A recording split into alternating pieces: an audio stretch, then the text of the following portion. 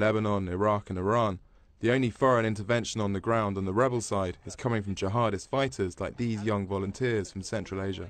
Nima uchun kelganligingizni mana shu yerda jihad 2 minutlik da'vat qilasizda, O'zbekistonga yaqinda boramiz, O'zbekiston patchavini chiqaramiz. Qirg'iziston bilan O'zbekistonni olib tashlaymiz deng.